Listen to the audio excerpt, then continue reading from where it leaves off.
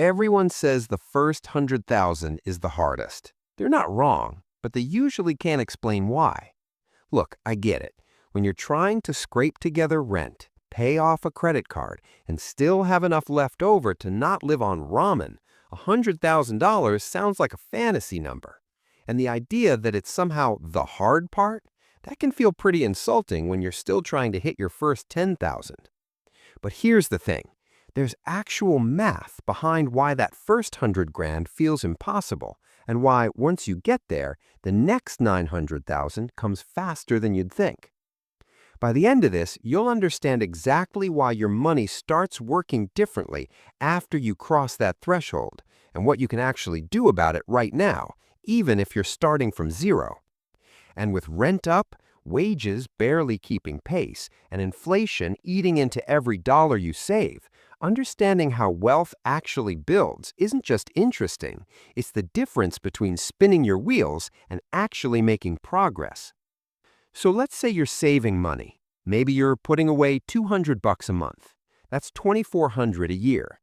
To hit 100,000 at that rate, you're looking at over 40 years, and that's before life happens, before the car breaks down, before the medical bill, before any of it.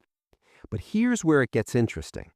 Let's say you're also investing that money, not in anything crazy, just a basic index fund that averages around 8% a year. Historically, that's pretty standard for the stock market over the long term. In the first year, 8% of $2,400 is about $192. Not nothing, but not life-changing either. You're still doing most of the heavy lifting. But once you hit 100,000, 8% of that is $8,000 in 1 year. That's more than 3 months of you saving $200 a month, except you didn't have to do anything. Your money did it. It's not just about the percentage, it's about how long it takes to see that percentage actually matter.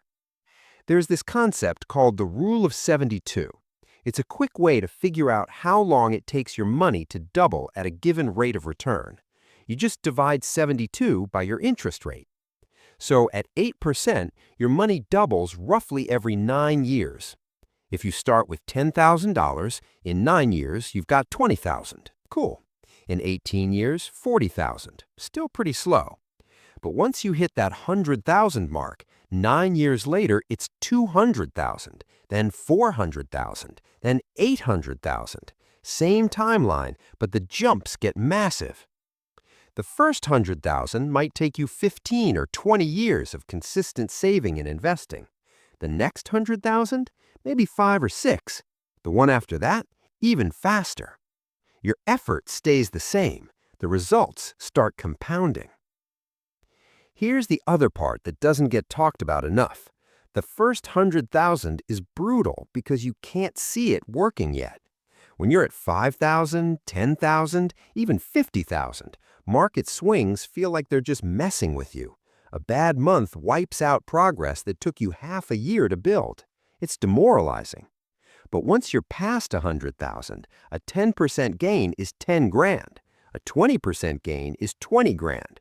Suddenly, the market working in your favor feels real. It's not just theory anymore. It's actual money you can see. And that shift changes how you think about saving. You start protecting it. You start prioritizing it.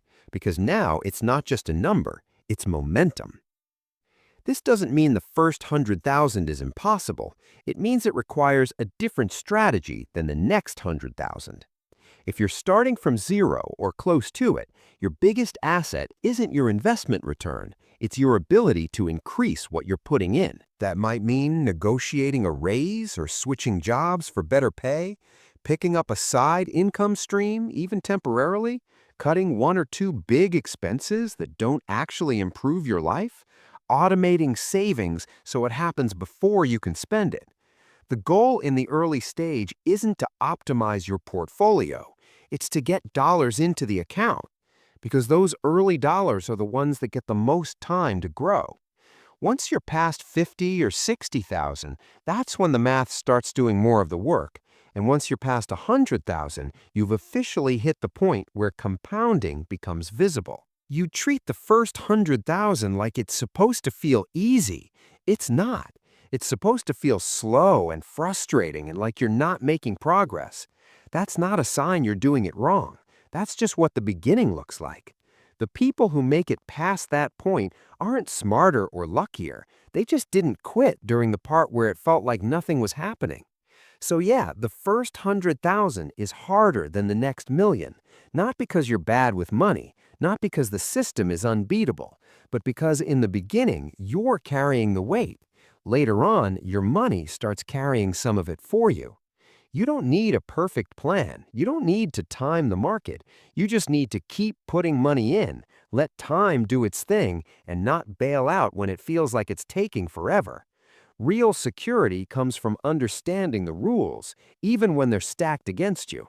If this helped you see the bigger picture, hit subscribe. I break down money topics like this every week. No hype, just the truth.